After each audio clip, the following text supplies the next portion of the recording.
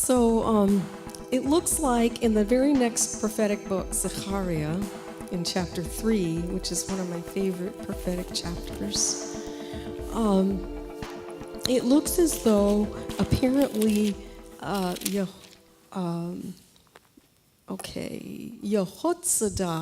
was the high priest, and apparently he had passed, and now Yahushua is the high priest, and Zechariah has him standing before Yahweh, and Hasatan tries to discredit him, but Yahweh said, this is a brand plucked from the fire, and he takes his filthy garments off, and he puts his clean garments on, and says, if you walk in my ways, and if you guard my duty, then you also shall rule my house, in chapter 3, verse 7.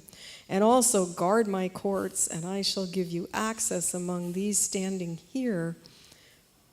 Would you happen to have any comments on this succession? It seems like it's just so full of possible connections with Yeshua and with us as his people, being symbol of the, that he's representing the whole body of Yeshua that's been defiled. Well, have I got that historically correct?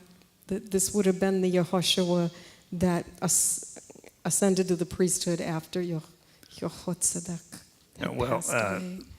First of all, the name Zechariah means remembered of Yah. Okay. And Yahushua, the high priest, standing before the messenger of Yahweh. Who was the messenger?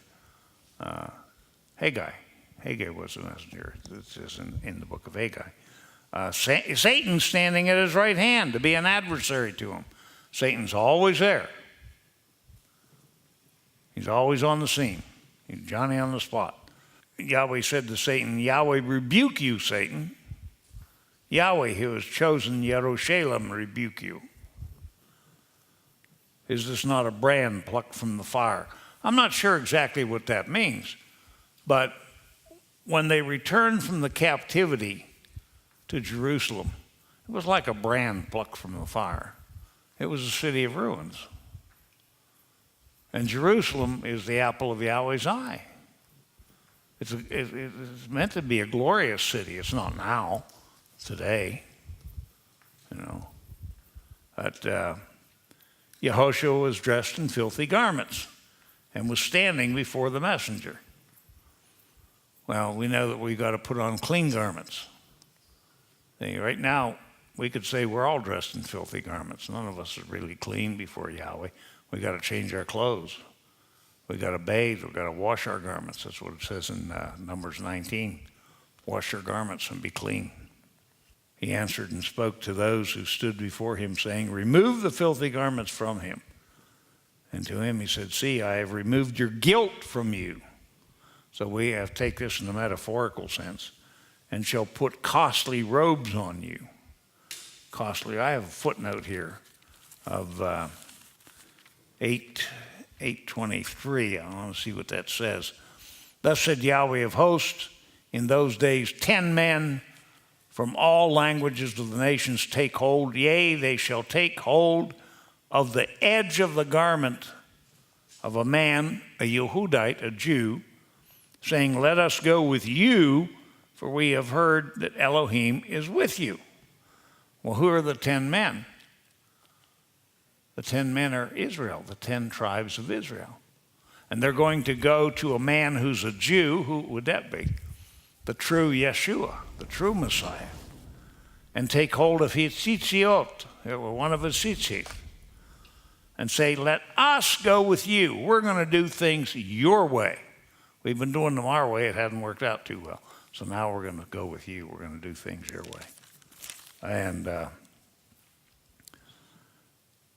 the messenger of Yahweh witnessed to Yehoshua, saying, thus said Yahweh of hosts, if you walk in my ways, and if, see, there's that big little two-letter word, if.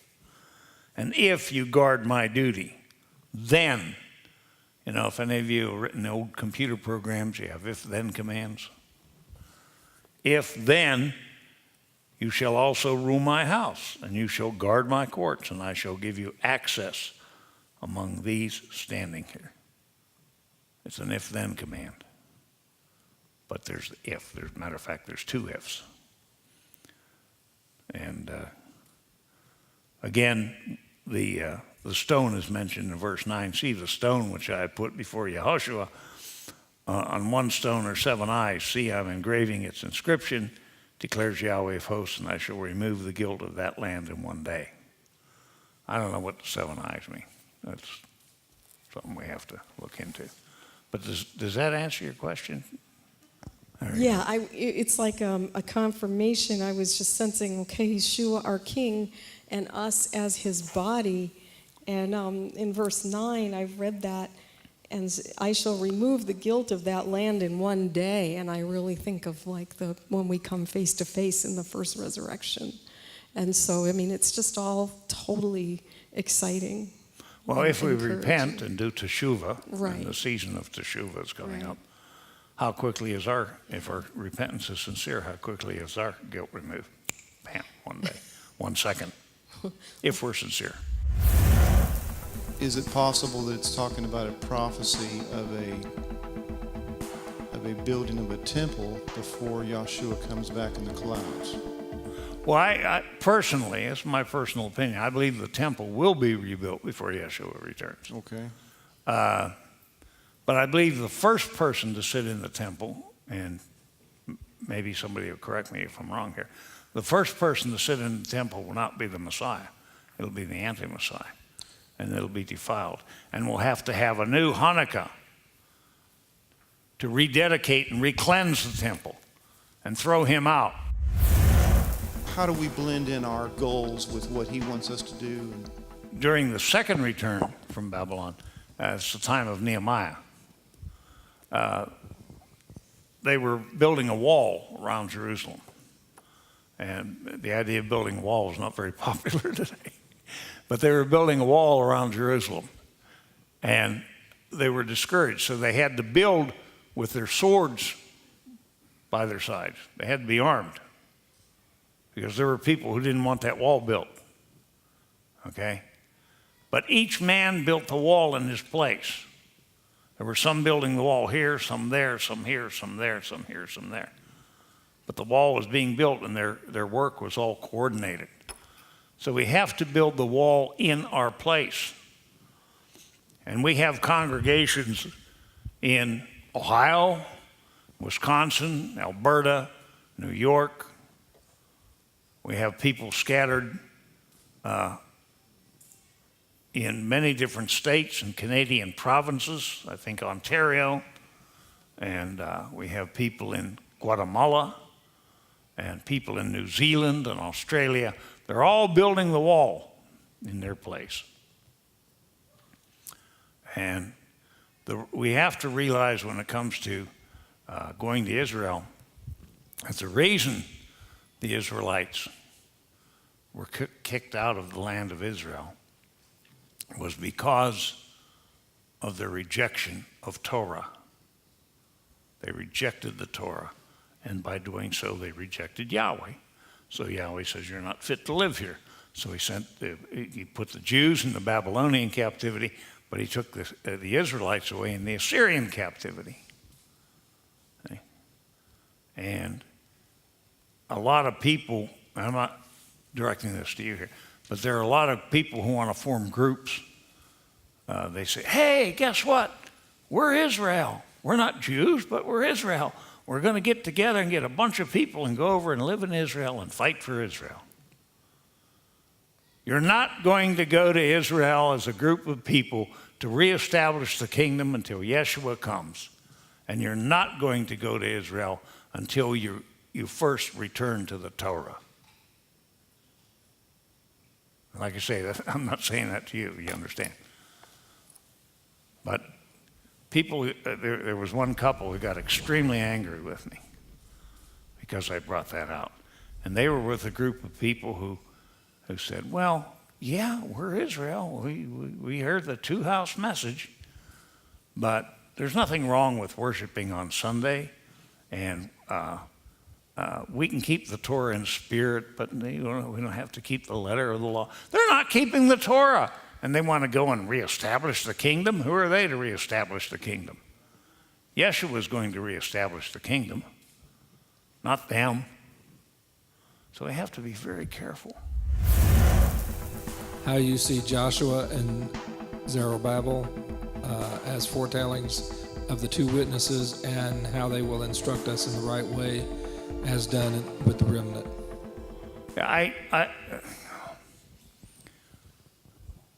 It could be a type of the two witnesses. I'm not saying it isn't. It could be. I suppose you could make that connection. And what was the last part of the question? Well, if this was foretellings, like you said, type and shadow of how they will instruct us in the right way as done with the remnant. Instructing. Well, we get instruction, of course, first of all, from the word of Yahweh, but we get instruction every week from the faithful, anointed, and appointed teachers. And what we have to remember there is that there's a lot of people out there calling themselves anointed and appointed that are not. And I'm talking about Messianic people. There's a lot of Messianic people that I just shake my head, and wonder how can they say this? And how can they teach these things? And there's a lot of false things being taught.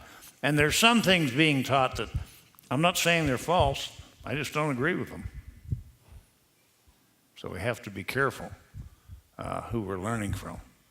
As far as the two witnesses are concerned, I don't know who they are. They haven't been revealed yet as far as I'm concerned. Zerubbabel is mentioned in the lineage of Yeshua in Matthew 1. He would like to know if you think that the last few verses of Haggai could be referring to Yeshua as well as Israel in general. And the 14 generations, Zerubbabel brought forth Abihud, and Abihud brought forth Eliakim. And actually, by the way, just a little side note here, if you count up those names, there's only 13 generations. And it's not a contradiction, but it's a translational thing. Because in the Dutillet Hebrew, Matthew, the Dutillet is a Hebrew copy of the book of Matthew. It says that Abihud brought forth Avner, and Avner brought forth Eliakim. So they skipped the guy there. And they skipped the guy because of similarity in the Hebrew letters. They just kind of had what did someone call it recently? They sort of short-circuited, I guess. And so they, but it's not a contradiction. But Zerubbabel is indeed mentioned in the lineage of Yeshua, as an ancestor of Joseph, Yeshua's foster father, the husband of Miriam. Since it says Jacob had a dream in Bethel, but the temple was built in Jerusalem, does that make it a direct connection that Jacob was setting the stone in Jerusalem? Oh yeah, when Jacob set up the pillar, yeah, that became Jerusalem, and that was the site, if we're to believe the scriptures, the exact site of the cornerstone, the first stone laid for the temple. And around that was the city of Jerusalem. Is the remnant that's referred to here, is that simply to those who chose to return from Babylon? Well, yeah, we know in the latter days there will be a remnant, a small remnant of people, and evidently that's exactly what's happening. We're a remnant. We're nothing in the sight of the nations of the world. We're nothing in the sight of quote-unquote religions of the world.